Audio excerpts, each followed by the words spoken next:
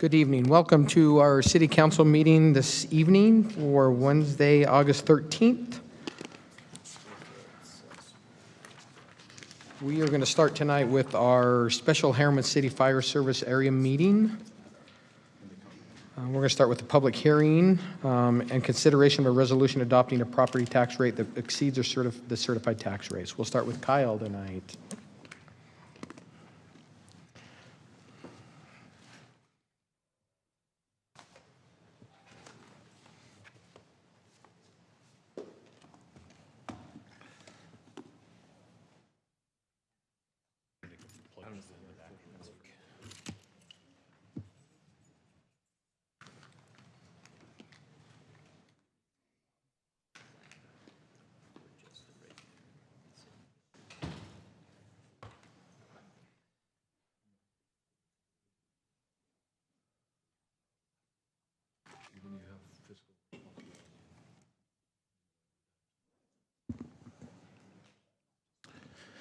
Thank you, Board. Tonight we're here to discuss a proposed property tax rate increase.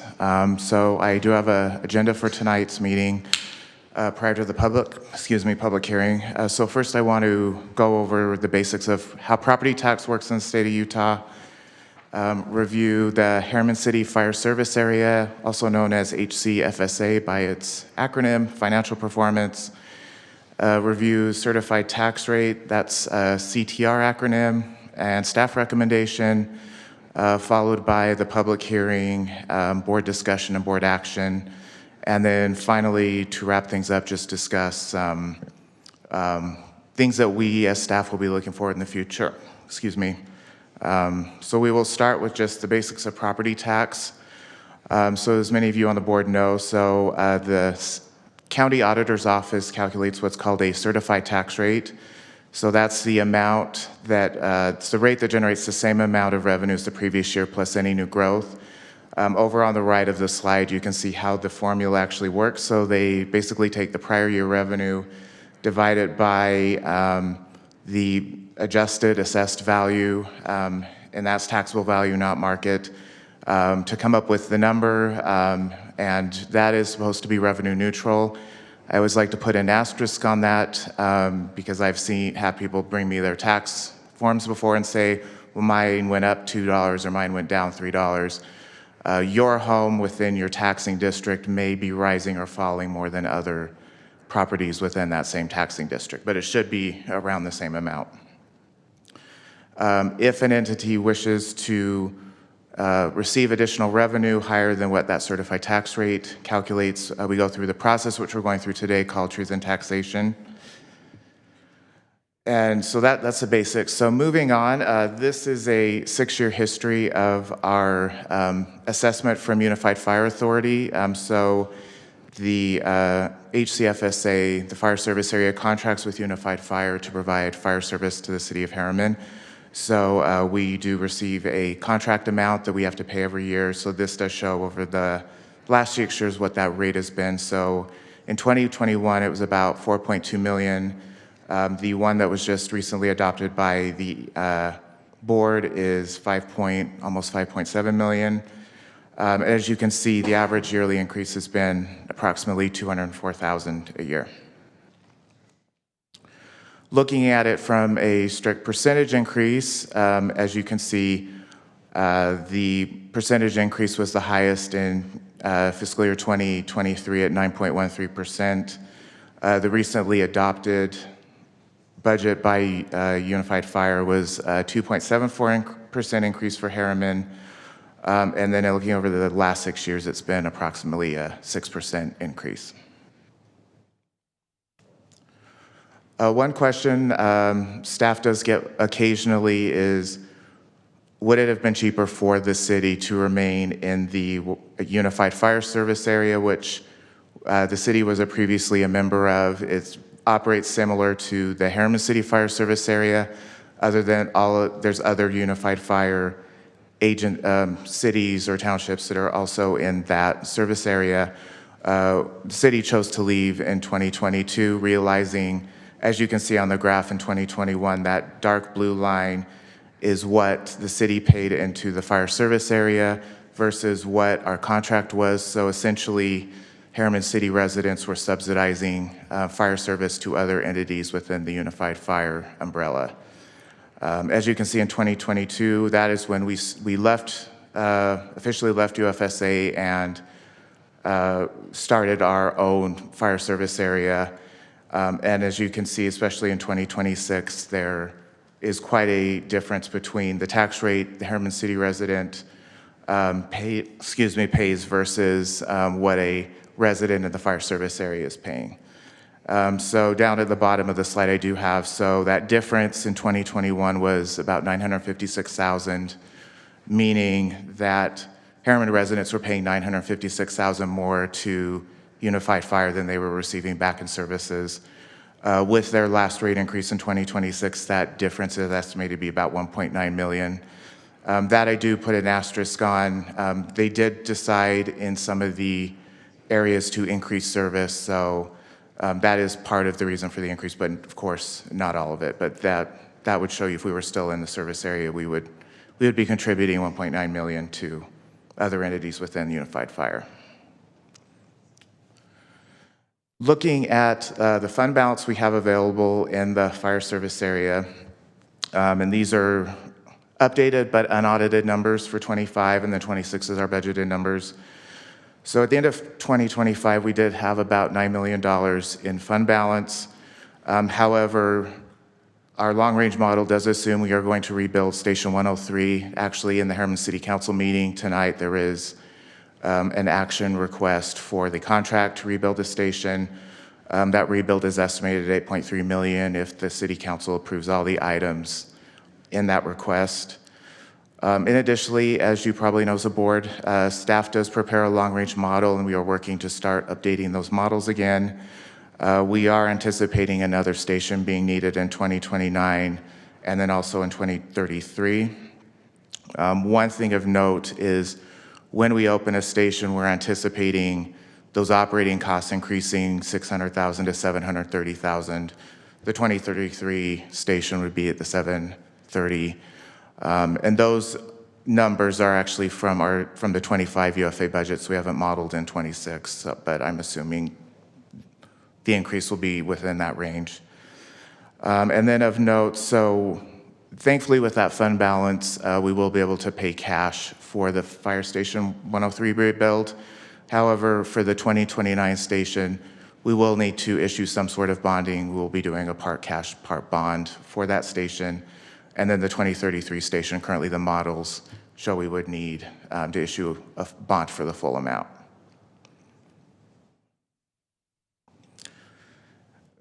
Looking at, for a Herriman resident, what the property tax distribution looks like for the entire bill.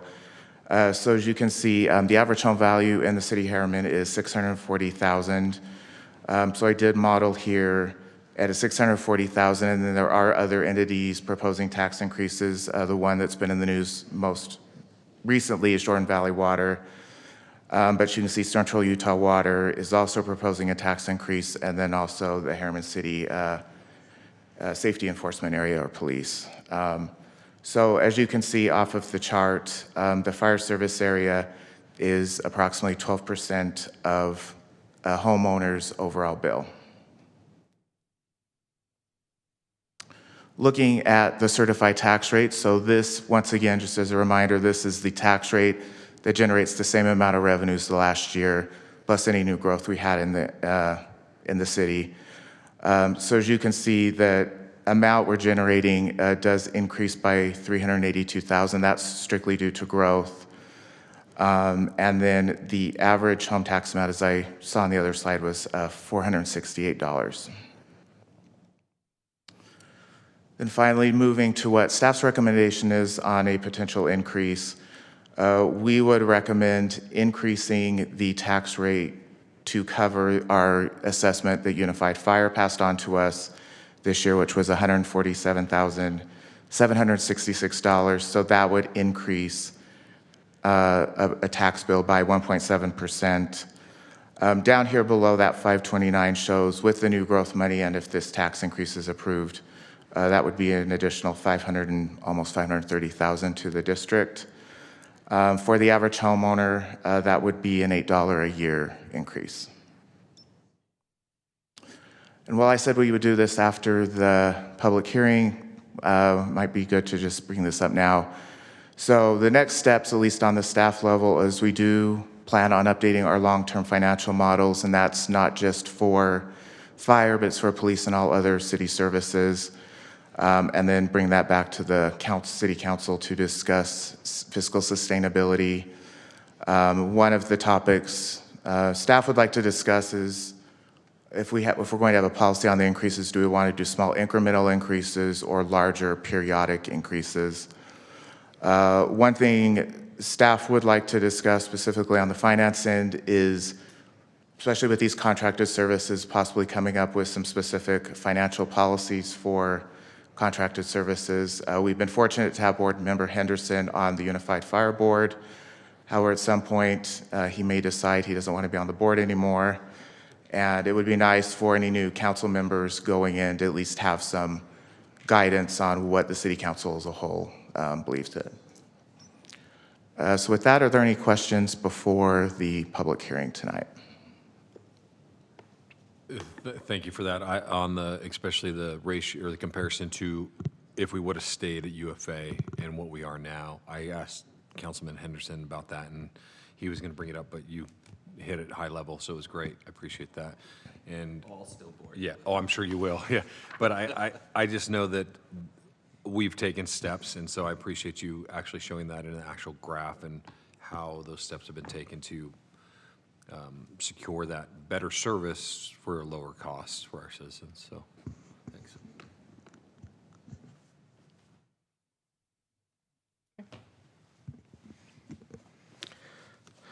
Okay, at this point, we will open public comment. You will have 2 minutes. If you'll come forward, state your name, and you'll have 2 minutes to speak to this item, if you'd like to speak to this item.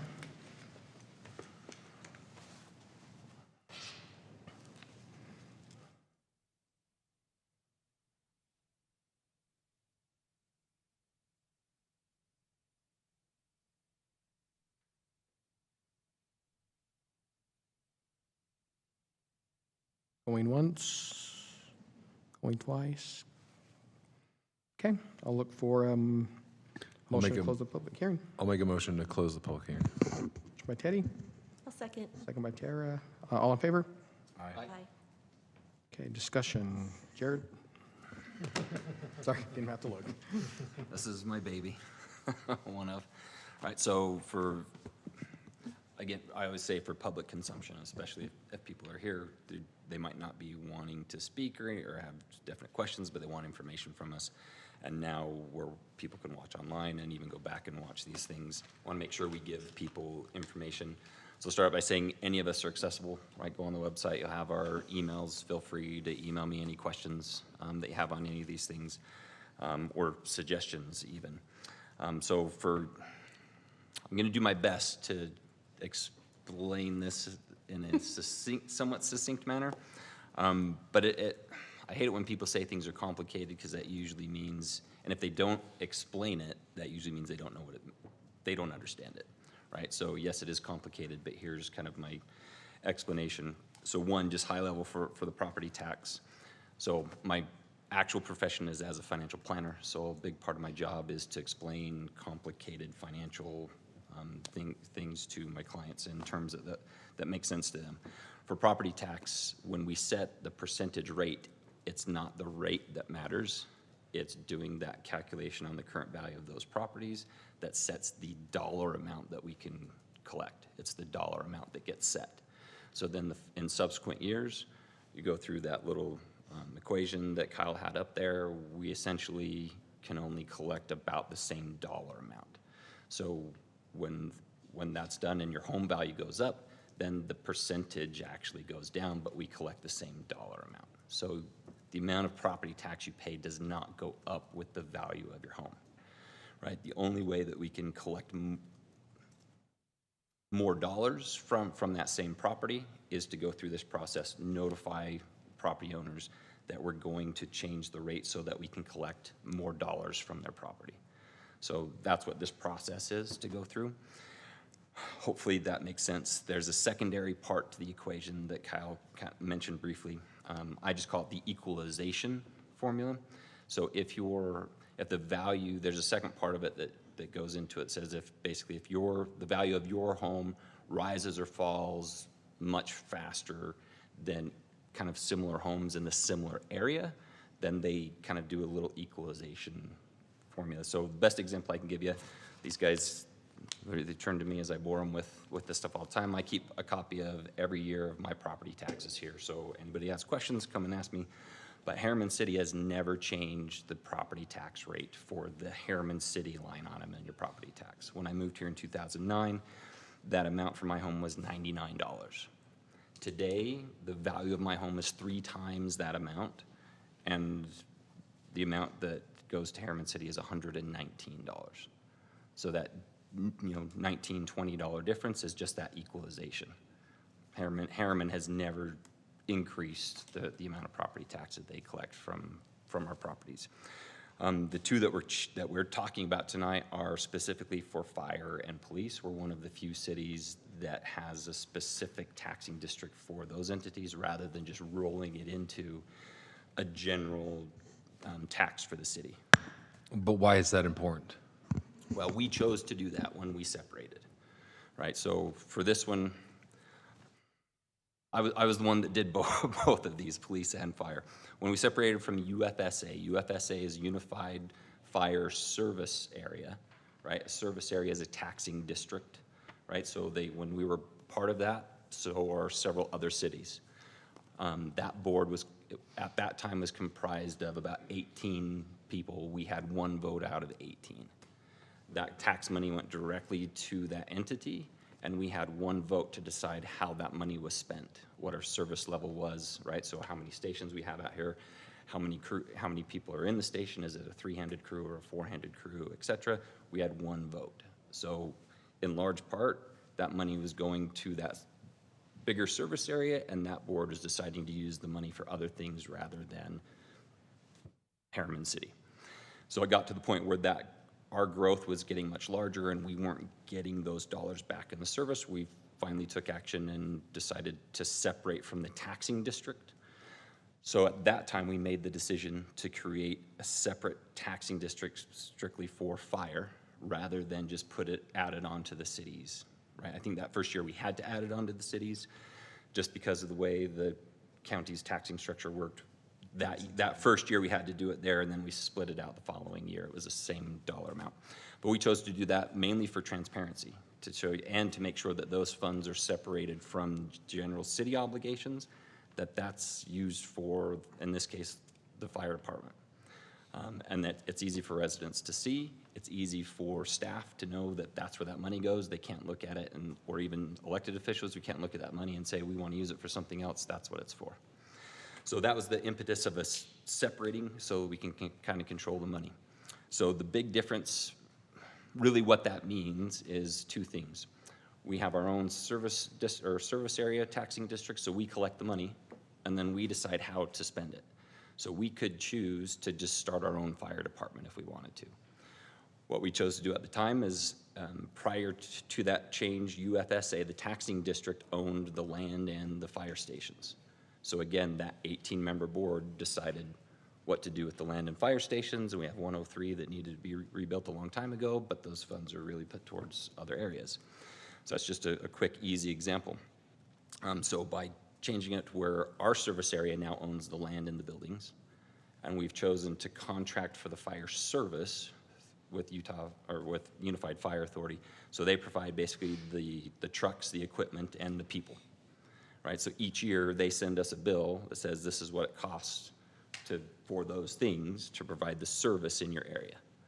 So we have still 1 member on that board, which is me to this point.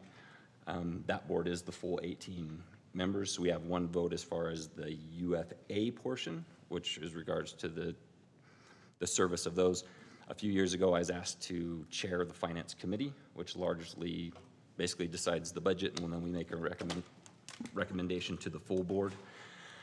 Through those efforts, we've really curtailed the increase in costs. Our average increase in that kind of service contract with UFA, put in dollar terms, has been, and correct me if I'm off on this by too much, Kyle, has been in anywhere from $300,000 to $500,000 a year, additional each year.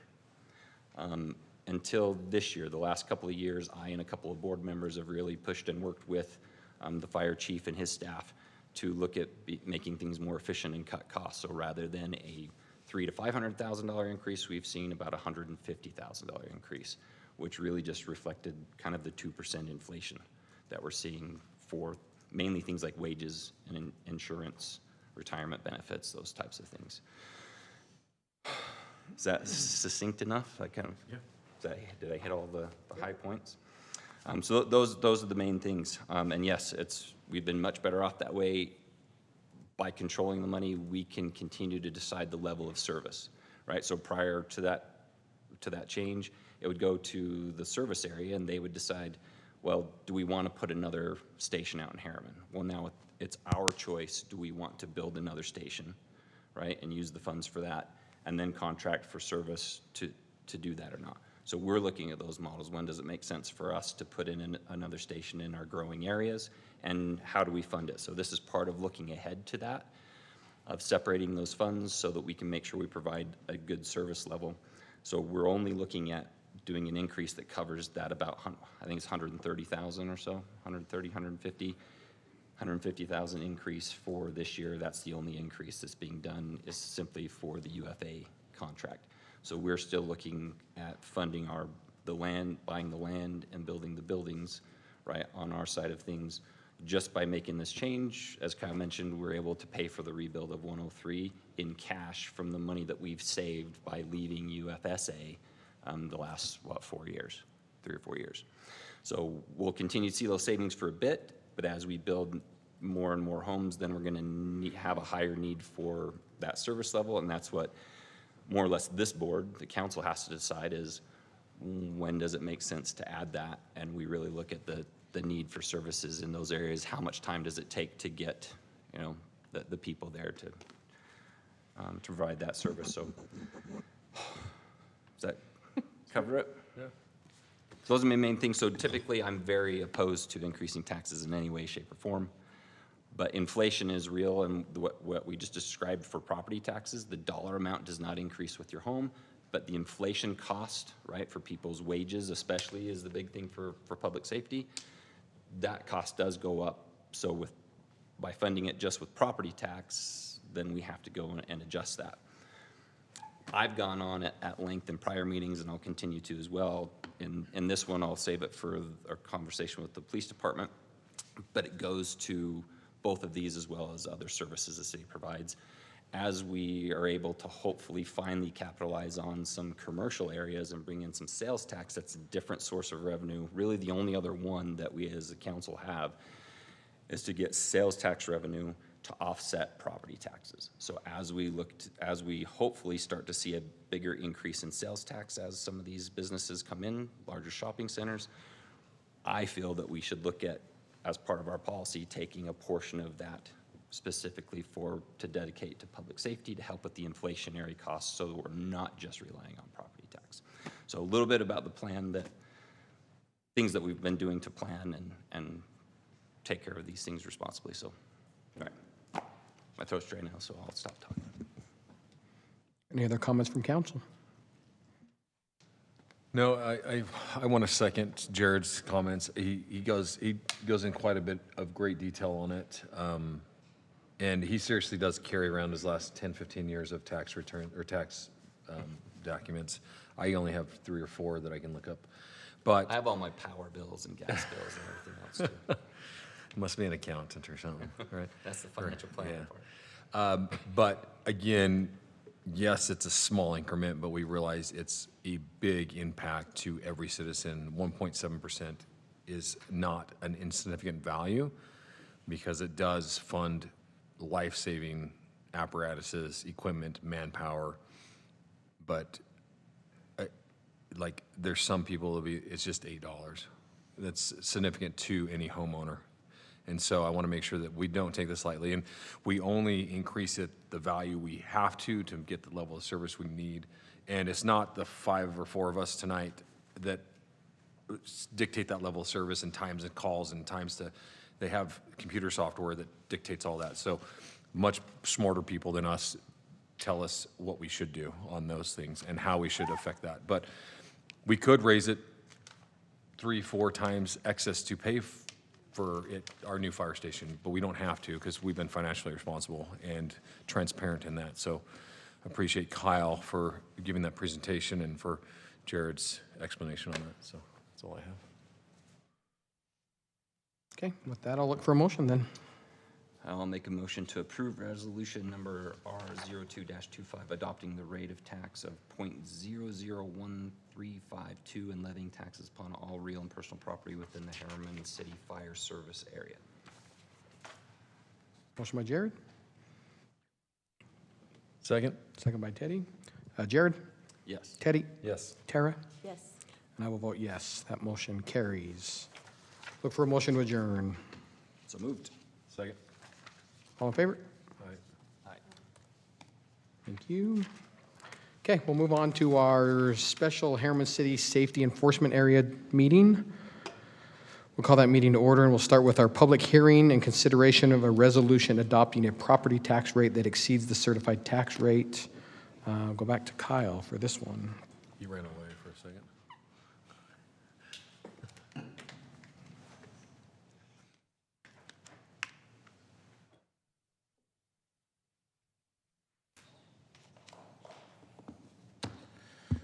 Thank you, Board. So we just finished the fire service area, so now we are moving over onto the safety enforcement area. And I believe Board Member Henderson already mentioned this, but the HCSEA is for police service, so this is the taxing district for our police service. So since we've got the same crowd, I'm not going to necessarily go through this in detail. So basically, the agenda is going to be the same as the fire service area. The tax basics are the same, so I'm actually going to skip this slide to give the board more time to discuss. It's the same as in the fire. What I did want to discuss, as you know, as the board, in 2023, you did approve a property tax increase. I did want to review what that was used for and the status of that increase. So one was to set up and maintain a vehicle replacement fund, and that was 8.7% of the tax increase, or about $698,000 a year. So ever since that tax increase, we have been putting funds away in a separate account. For that, the City Council did approve the purchase of some vehicles a few council meetings ago using those replacement funds. So one nice thing about having this replacement fund is the city or the service area doesn't have to come up with a large amount of cash because we already have it in reserve. The next is a mental health specialist at 1.1%, and then the final one was a officer required to meet demands, so we did hire that officer last year. So just to go over this in brief, so at our last Truth-in-Taxation hearing, we did have a discussion, and staff did receive some board and city council direction on how to treat property tax for the, I'm going to call it HCC, the service area. So what we are doing as staff and as the board is any funding generated by new growth is restricted from what the regular property tax is. So we are restricting that growth funding, and that can only be used for expenditures related to new growth. The major example being offices that are needed due to growth. So as we add more residents, the demand and the calls for police increase, we do use that growth money to hire new officers with that. And I won't get too much into it, but the police department and staff with boards and the council direction has set up metrics and silos to determine when those officers are needed. So it's not as simple as the police chief coming to the city manager or the board saying, I need new officers. He does need to prove why they need the new officers and have the data to back up that those new officers are needed. And that's what happened when we did hire the 2 officers previously. So this table is the current budget for the HCSEA or HCC. As you can see, and this does have updated numbers that haven't been audited for 25, so right now there's an ending fund balance of about 1.5 million in that fund. However, you'll notice there is some reductions on that. So one is there is an increase in the 25 budget that's due to inflation. One thing to note with the current philosophy is because we just have that base amount of funding, that base amount never increases unless we go through Truth-in-Taxation and do a tax increase. Unless, as Board Member Sin Henderson had mentioned, we look at other financing sources to help cover that gap. But anytime there's inflation within the department, there will need to be some way to cover that gap, since that growth money is really the only new money we get, and we are restricting that for new growth expenditures. And as you can see at the bottom, what the restricted fund balance is, so we have about $212,000 in that fund to hire new officers or other growth-related items, and then that mental health specialist position is still in the restricted fund. And the very bottom does show how much we have in that vehicle replacement fund.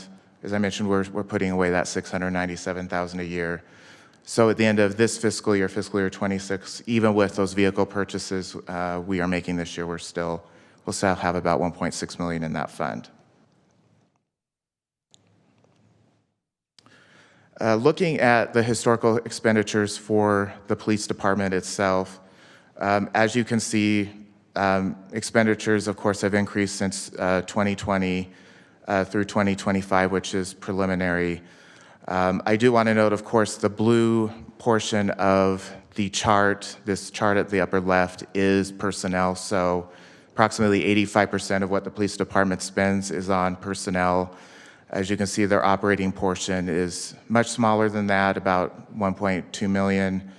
And then they do have, I'm calling it debt service, but due to accounting standards, any long-term contract is now considered debt service. So they have a 10-year TASER contract, which I was going to discuss in a different slide for cost savings, but they have that and a couple other agreements that are long-term. So there are no outstanding capital leases or any what I would consider long-term debt. Accounting standards consider it debt, but most people wouldn't consider it debt. The chart on the upper right shows the historical expenditures, the percentage increase or decrease. So as you can see, from 21 to 22, there was, an increase of a little over 5%, and then that did drop, down to 5 or 6% the following year.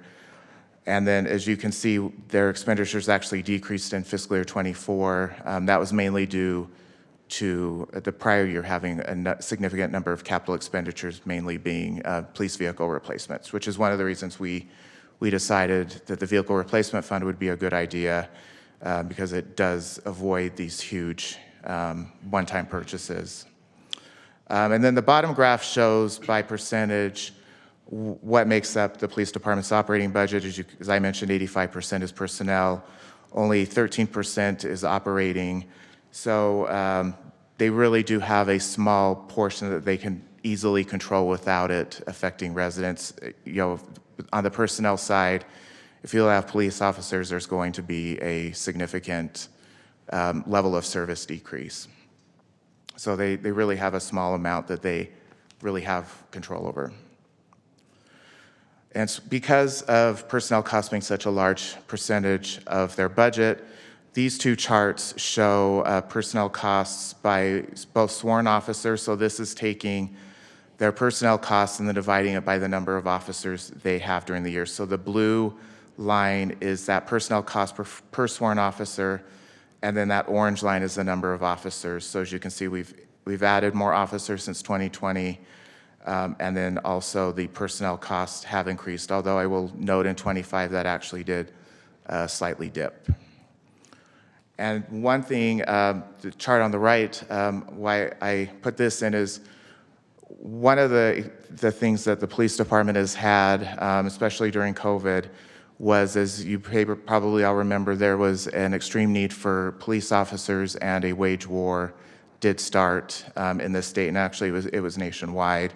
We felt it in the state. Salt Lake City started the wage war, and then we all all the other agencies had to catch up. So this shows, the orange line shows that dramatic increase from 20 to 21 as we were trying to get our salaries up to match what other agencies were doing. And as you can see, since 23, that amount has been trending down. Hopefully will be more normalized levels.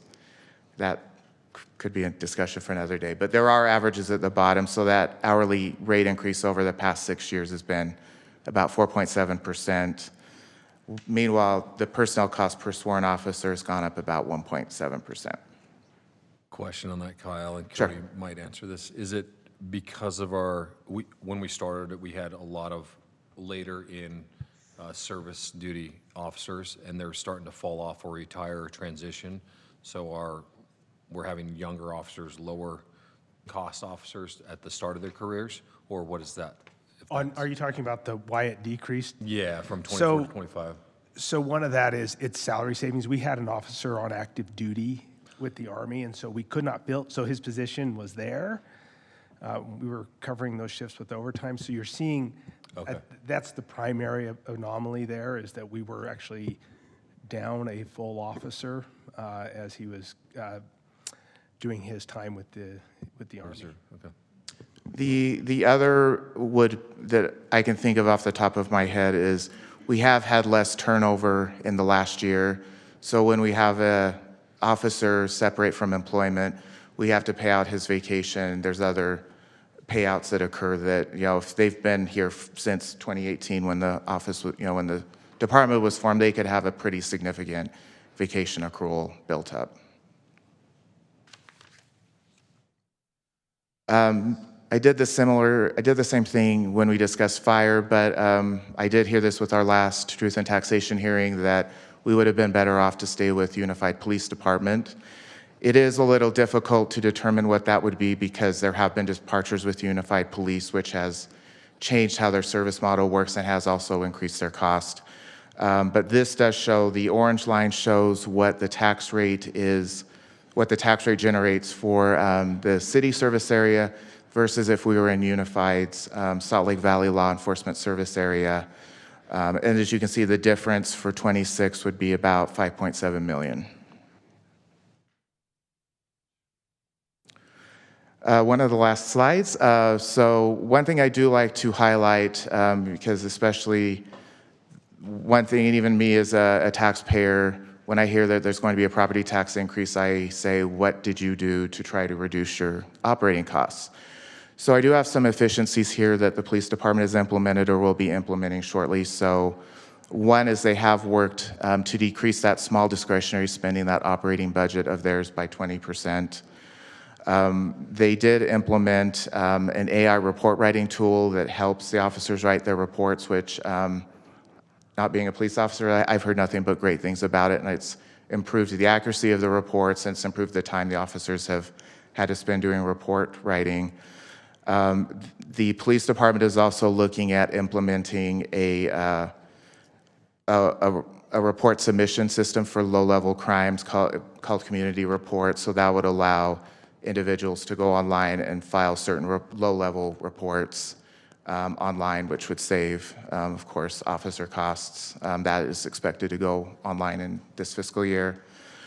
They also have looked at how they deploy their fleet and assign their vehicles. So, for example, you might have somebody that's only driving their vehicle 8,000 miles a year because they live in Herriman. You might have somebody living in Orem that is putting, 15, 20,000 miles.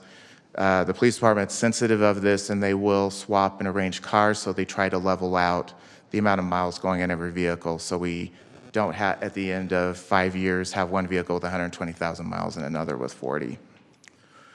And then one of the previously approved officer allocations that was made has been made as a peak deployment vehicle. The one thing significant about this is that officer is there during peak times when they're really needed, and then because they're not working a standard shift, it does reduce the amount of overtime that officer may have had to work if they were working like mornings or nights or graves or something like that. And then I did mention this a little bit earlier, but the police chief and both the deputy chief were instrumental in getting a 10-year body cam taser contract signed. This is significant because the increase year to year for that 10 years was quite low, and it does eliminate that unknown of one year they could raise the rate 8%, next year they could do 15. So we have a known rate for 10 years, which is great. Moving on to the certified tax rate. So as you can see, last year in 2024, the rate was 0.001422. The rate was calculated as 0.001368. Once again, the average home value this year is $640,000. So that new growth that will be put towards growth-related expenditures is about $396,000, and the average amount that's paid to the taxing district is $482 with the certified tax rate.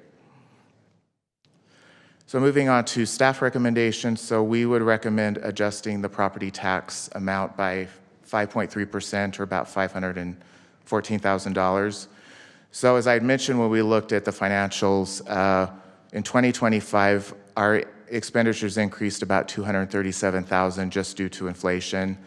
And because we're just using that base amount of property tax, we didn't necessarily have a way of covering that other than using fund balance, which is a temporary one-time measure. So the recommendation would be to fund that increase of $237,000, and then book a 2026 inflation adjustment of 2.89%. That's based off of the December 2024 CPIU. That would generate $276,000 and change. Just of note, that actually is not the amount of inflation the department's experiencing for 2026, but the hope would be through operational efficiencies and lower costs over time, it should average out to the average rate of inflation. And as you can see, for the average homeowner, that $640,000 house, that would be an additional $25 a year. And same chart as in the fire meeting, but it does show that the safety enforcement area is approximately 13% of the total tax bill for an average resident. As I said, it's about $482. And then finally, next steps are similar to fire. Staff does want to bring back additional modeling for both the police and fire department and then all city services, and discuss the sustainability of those services. Once again, discuss property tax philosophy, and as I mentioned, update long-term models. So are there any questions before the public hearing?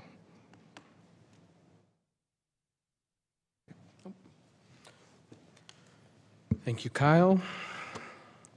So at this point, we will open the public hearing. And again, you have 2 minutes. If you'll just come forward and state your name, you'll have 2 minutes at this point.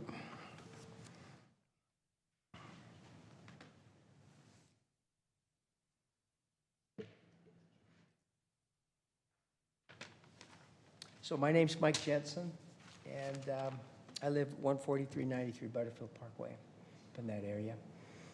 And of course, anytime I Mike, can you pull the mic down? Oh, we yeah, can- absolutely. Thank you. Yeah, so I'm a little, anytime I see a tax increase, even if it's $8, even if it's $1, doesn't matter, because that's the way it always is. Okay, so I've lived in Herriman for quite a few years, and I don't know, I hear all the studies and I see them, but do you ever look at the age of the people that live here in Herriman? Has that changed? Because people will get to a point to where you can't, we live, my salary's not gonna go up any more than it is. And I'm approaching that time. So I'm a little concerned about that, big time concerned. I'm not one of those that is making, I get a raise every single year. I didn't think we had inflation, but I guess we still do. A little bit concerned about, well, first of all, I see the chart, and it shows me where all the expenditures are going to, the pie chart, which is great. I know the Salt Lake County probably sucks most of that away, and I know how property taxes work, and I understand that completely. when is it time to pull out of this dang county and do something different? I am so tired of being dictated to by Salt Lake City and West Valley City. I'm tired of it. Because we could probably pull money, I mean, you talk about looking for places where I got 10 seconds. You talk about pulling from areas where we can save money, maybe pay for some of this stuff, but it's probably gonna have to come from that end. But anyway, the big thing is consider the age of the group, okay, that live here. It's got to be going up. It's got to be. I appreciate it, Mike. Thank you.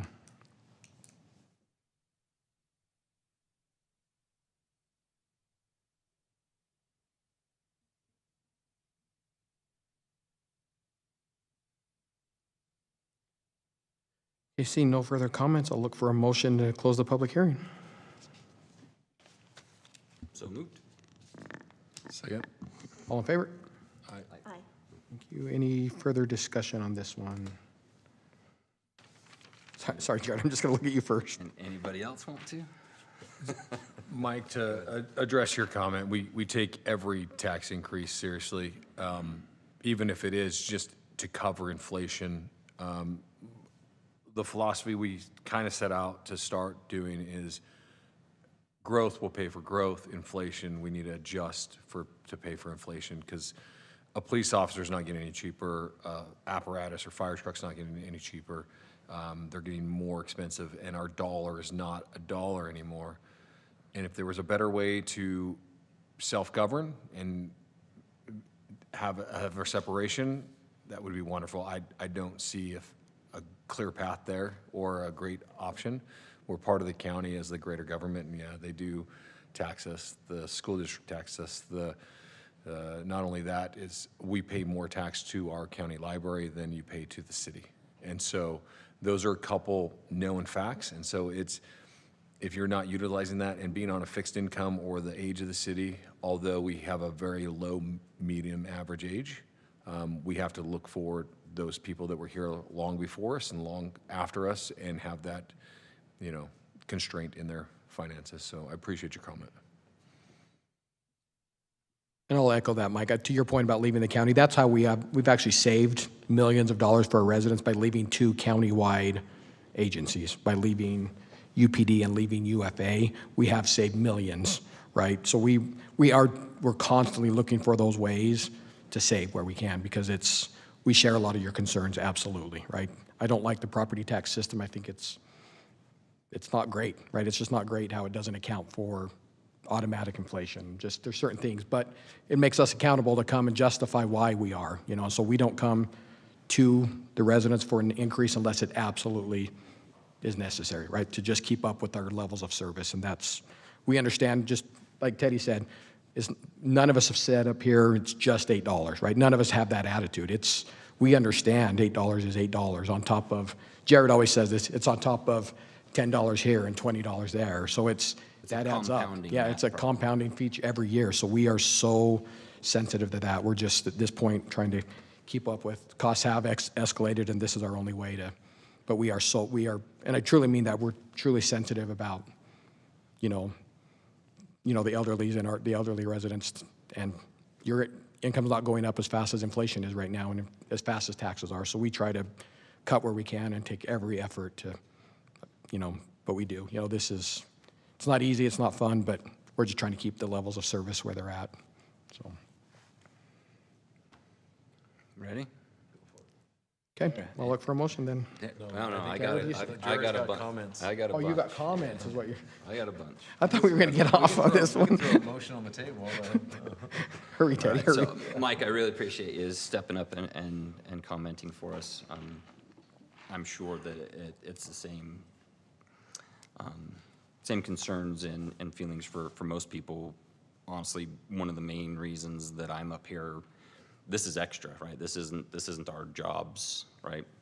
I'm a financial planner. That's what I do for a living. This is extra. It takes time away from my family and everything, and the things I actually want to do. This is actually my 10th year on the council. I got involved for a lot of the reasons that everybody is concerned about things. I apologize, but a little bit of story time. The very first meeting that I went to, my first year in my election was 2016, so it would have been January 2017. The very first meeting that I went to was for the Salt Lake Valley Law Enforcement Service Area, SLVSA, right, for short, which was what we were a part of before. That was the taxing district for police, which was really functions like a pass-through to UPD. They just collect the money and say, here's the money, UPD, and it's the same board members all through. That very first meeting I went to, I remember Coralie Moser was kind of she sat next to me and kind of my mentor that first couple of years. She came up to me afterwards, she said, well, what do you think? And I said, this isn't sustainable. What they had just drawn out and basically building their case to raise taxes for many, many years, I said that's not sustainable. And so from that point on, I've been on a quest, right, especially as we get involved with all these things. And I apologize, this is me, I'm very blunt in these things. I'll leave it to the mayor to put out the fires that I cause when I say some of these things. And one of the reasons I don't want to sit in that seat is I've called it my emancipation project. Right, to get out from under some of these county agencies. They were good for what they were at the time that we joined, right? When Herriman was first incorporated in 1999, there was 1,000 residents. There wasn't a large enough pool of taxes to pay for one police officer or one firefighter, et cetera. So they needed to be part of one of these districts, right, to pool their resources to provide those services. As we've grown, right, we've outgrown the need for that structure to where we not only can but should provide it ourselves. However, when we reached that point, they didn't want to let us go. I was actually told many, many times by those other board members, you'll get what we tell you and you'll sit down and be quiet now. There's nothing, literally, there's nothing you can do about it. You will get what we give you. Right? Again, an 18-member board, our money goes straight to them. They're deciding how to use that money. At that time, when my first year on the actual UPD SLVSA board is when we worked to get out of here. Right? It took us about a year. We had to change the state law that would allow us to separate from the taxing district. Right? That took about a year, and then it took time to figure out how to actually do it financially, not just walking the legal tightropes, but then actually figure out the way to do it. We don't have any police vehicles. We don't have anything, right? Where's that money going to come from to start up, especially when the agency that we were leaving didn't want to be fair, right? And give us basically all those things that we had already paid for. So it took a bit of time. Honestly, it ruined my health. I ended up in the hospital. It was horrible, but it was absolutely worth it. I've said many times since, with UPD especially, and our police department, HCFSA, whether I do this for another year or two or many years to come, those will always be the best things that the city has ever done, is to get out of those. And as we see with those districts, as we add new homes, that's new growth. That's the only added money they get unless they increase the amount of tax they collect from each property. So they take that new growth and go spend it, right? Not accounting for the need for new services. So that was the calculus that we set out to do at the time was, all right, how do we do this better than what we came from? It's one thing to say we want out and we want to do it ourselves, but how do we do it better? So that's where we're at. The difference between the two with UFSA and UFA, we separated from the taxing district, but now we're a contract member, or a direct member, as they call it, of UFA, right? So we contract basically for them to provide the service, but we make the decisions. If we decide we don't want to, right, we can just do our own. With SLVSA and UPD, we chose to leave both and do our own, right? That's a big, big difference. And really, they forced us to. A big difference, UFA has been fantastic to work with. They've wanted to work with us and find a way to be sustainable, right, as an agency and really see those efficiencies that come with some scale without getting too bloated. So go back to some of the things I talked about before for them. On the opposing side, UPD, right, I think the way I described it at the time was I felt like every meeting I went to, I was getting bullied in the lunchroom at school, right? Coming up and telling me, give me all your lunch money, and I'll meet you here back tomorrow, bring more. That's what I felt like every single meeting. So it took a lot of work to get out. If we were still in there, so I'm just give you some quick numbers. Going back to 2009, the amount of tax I was for my home, it's higher than what's listed as the average. But in 2009, it was about $450 to Slovisa UPD at the time. When we left in 2018, it was $817, almost $820, right? So more than double the cost in that period of time. And that wasn't due to the rise of the value of my home. That's them going back and increasing taxes over and over and over. We had one vote out of 18 whether to increase taxes on our residents or not. And we had one vote of 18 of where that money went. To put it in perspective, at that time, they told us that we had, quote, 18 officers assigned to the Herriman area that essentially would provide 2 officers in our area per shift, right? So I'm looking at Cody, correct me if I'm wrong with any of this. So they had 18 on the books. In reality, there were much less. They were in other areas, and if something happened, then they would send them out. So we didn't have any real police presence. When we made the change and went to our own agency, that 18 on paper went to 34 for real for the same amount of money, right? And since that time, that same $820, the first time we changed it was 2 years ago for my home, went from 820 to 908, right? That's the only time that we've changed it, really, to account for some inflationary things. Go ahead, Cody. So 28.49 was our allocation. That was what they were charging us. We had 18 that were assigned. 18 precinct. essentially Yep. here. So they we told had us 18 in reality. We were paying for 28, but only got 18 worth of service. So the day that we changed, we doubled the number of officers that were actually here serving our residents for the same amount of money. And since that time, we've only made the one increase to the property tax to account for the inflationary costs we'd gotten started up. And at that time, 2 years ago, we started putting a plan in place of how that money's spent. So I apologize again to my colleagues. You've heard me go on about this forever. But for our residents who are paying for this, and to me, our number one job as a council is to decide how the money is, represent the taxpayers. The buck stops here with us. So at that time, really the way government typically works is the phrase use it or lose it, right, with your budget, right? So if we don't spend it all this year, then we're not going to get it next year, right? And so they typically will spend everything, but inflation does happen, right? And the dollars that we can collect stay the same. Costs rise every single year. Inflation, financial planning, inflation is a constant.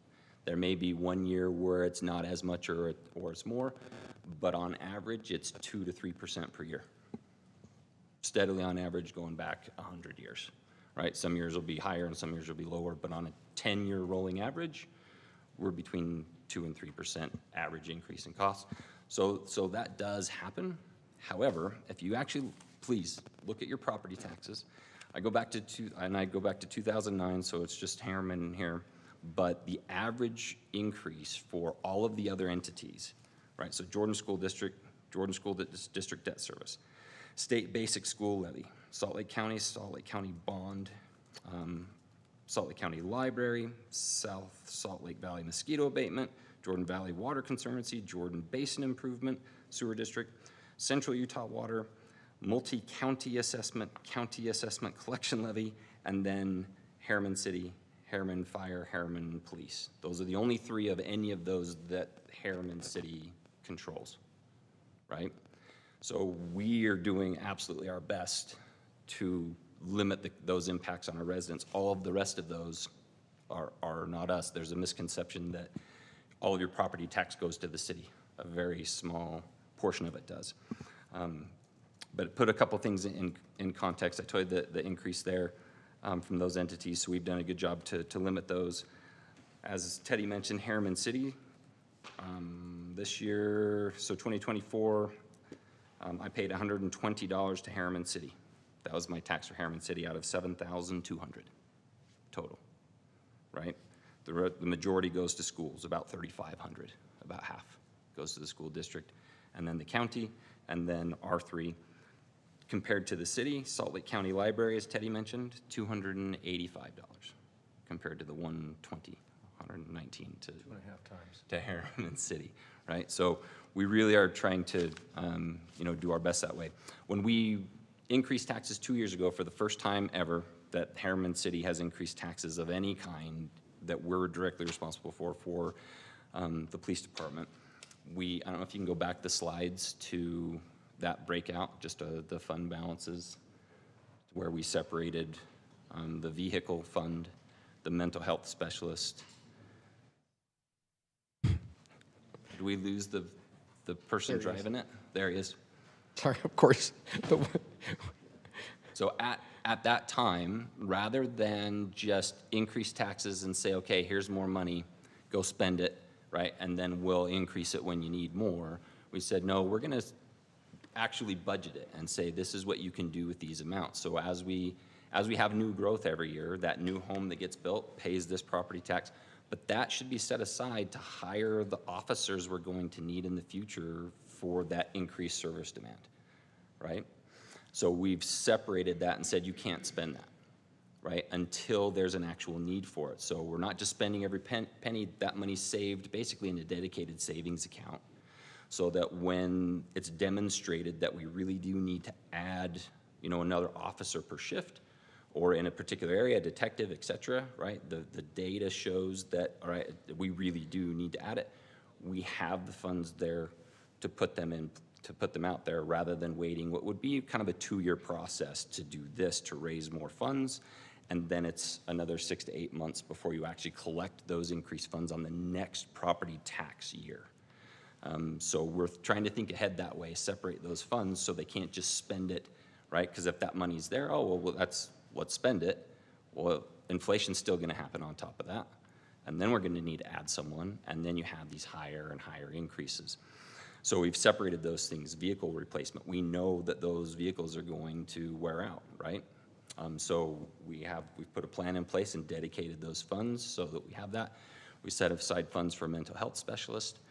Especially as the number of officers increases, we need that help internally, as well as for our residents that run into the issues where they need some extra help. So we've dedicated those things. That's where those increases went last year, and we put these budgetary provisions in place.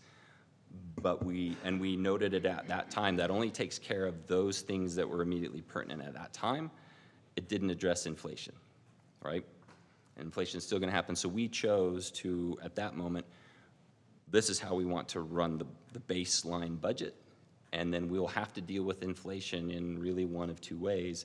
Come back every year or every 2 years for small, average, 2 to 3% per year increases to keep up with the cost of just inflation on those things. Or, as I'll continue to push for, as we increase our sales tax revenue with some of these shopping centers, some of that needs to be dedicated to help offset the inflationary increase for property taxes, right? Because we provide services to a lot of properties that don't necessarily pay a proportionate amount of property tax for these services.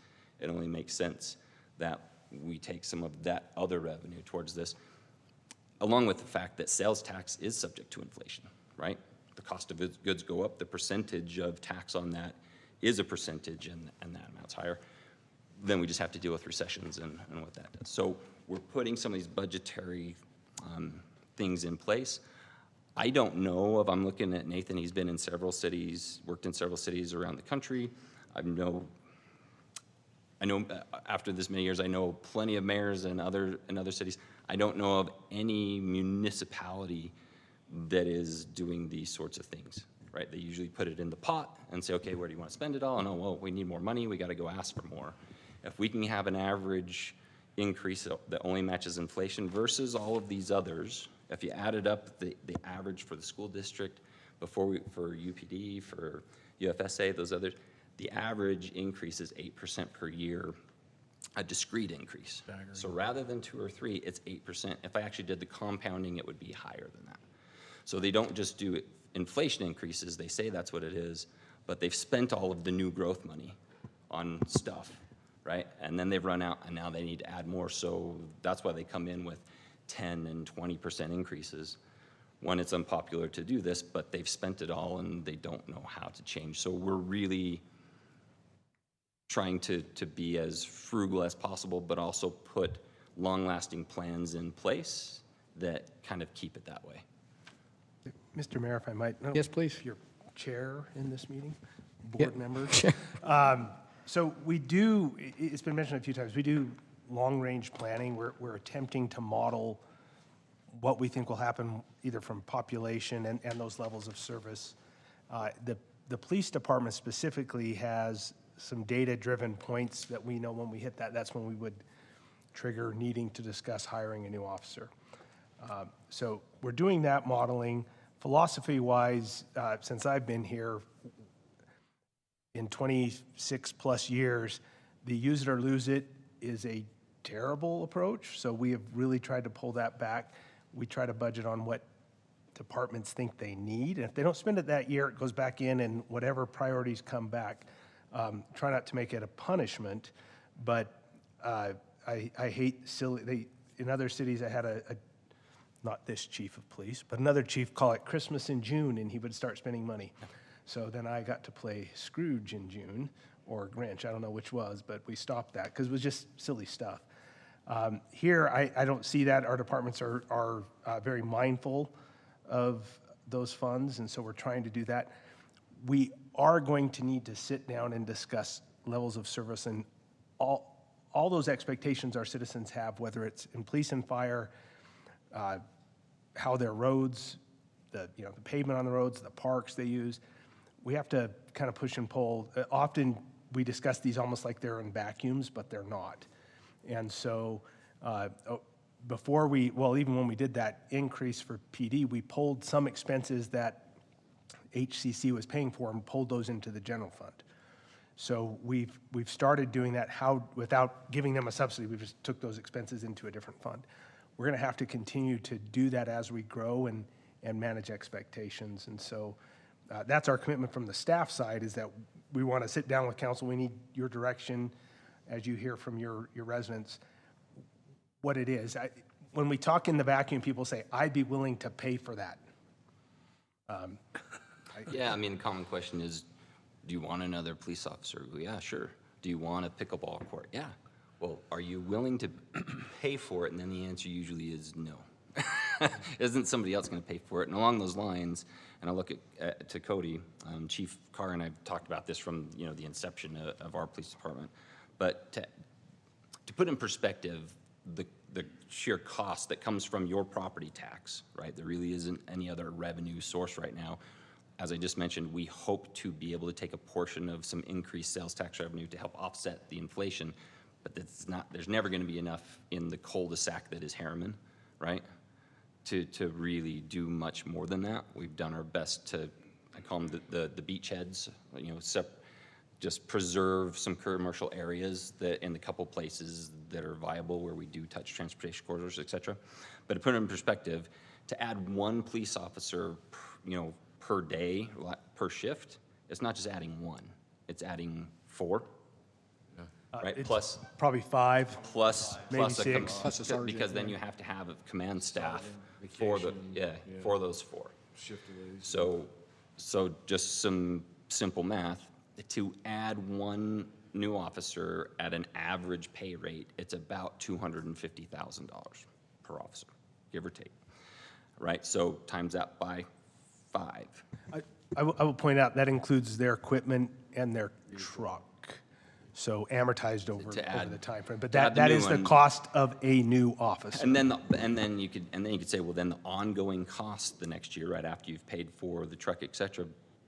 But I'll say that it's still the same number because I just showed you we have the vehicle replacement fund, the equipment replacement fund. That's the amortized version of the truck. Right, yeah. So it's not the full cost of the truck, it's what we think that It's a amortized, fifth of the right? cost. So that is kind of the cost per year because those things wear out and you have to replace them. So we have to build it into the cost per year. So to add one more officer, $1.25 million, right? I mean, that's effectively the 11% increase that we did 2 years ago. So when people say, can't we have more officers? Well, yeah, sure, but how much do you want to pay from your property tax? So that's to Nathan's point. I meet with Nathan almost every week, and this main thing I kind of beat him over the head with is, all right, service levels, right? We want to, as we get more money, I hear people talking about, well, we want to do this cool stuff and build these cool things. Well, there's an ongoing cost for those things, right? And we aren't going to keep growing. At some point, we're built out. So that's what we have to talk about as a council, is the service level, right? And how much does that cost it? I guess my main thing is the word I always use at UFA with finance, part of it is sustainability, right? Can we provide that level of service sustainably at an affordable cost? So that really is our overall goal. I could throw a whole bunch of more numbers at you if anybody wants to talk to me afterwards or send me emails, feel free. But The only other thing I want to point out, when they formed the police, when they built this building, it was a precinct. So we had UPD in here. We added them without any infrastructure, whether that's an evidence room or things that you normally have in a central. At some point, we will need to build an actual police station. But Cody, so you beat me up, I beat he and Chief up. We're trying to figure out how to do that in the most economical way, recognizing the geography we have. We're a long, kind of spread out city. We'll probably build a central and then smaller little substations where those officers wouldn't be pulled back all the time. We think that would be more economical and keep the officers in their area instead of spending so much time just coming back and doing things. So there'll be a lot of discussion about that in the future. Will probably be part of that level of service discussion that we have. But I just want people to understand we really do trim the 20%, working with Chief and Cody to get that down. You can do that once, but we run pretty lean. And so it's not realistic to ask him, Chief, to keep cutting that way every time. We are pretty, they don't spend all they bring in, but we did take most of that cushion away. no, it's fantastic. One last thing, Lauren, Yep. and I'll make a motion. Mayor, sorry. Along those lines, a lot of councils, a lot of boards, I call them the bobblehead boards. There's a lot of people that go there and they don't necessarily have the expertise or the capacity or the desire to really understand the details. learn.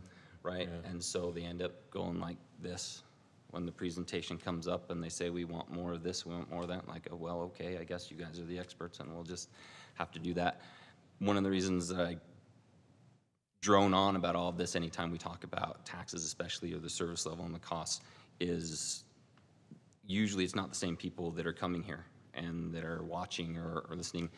And like I said earlier, I feel obligated to make sure that you all know the work that we're doing, and we're not just doing that. We are inspecting the detail and working to that end. We live here. I don't want to pay a penny more in tax than I have to, right? But I do want them to show up when something happens, right? And I want them to show up quick enough for it to make a difference. So, anybody else? Thanks for indulging me. I'll make a motion to approve resolution number R25-04, adopting a rate of tax of .001440 and levying taxes upon all real and personal property within the Herriman City Safety Enforcement Area. Second. Motion by Jared, second by Teddy. Jared? Yes. Teddy? Yes. Tara? Yes. And I'll vote yes on that motion, so that carries. Thank you, everybody, for being here tonight. Appreciate you being a part of this process.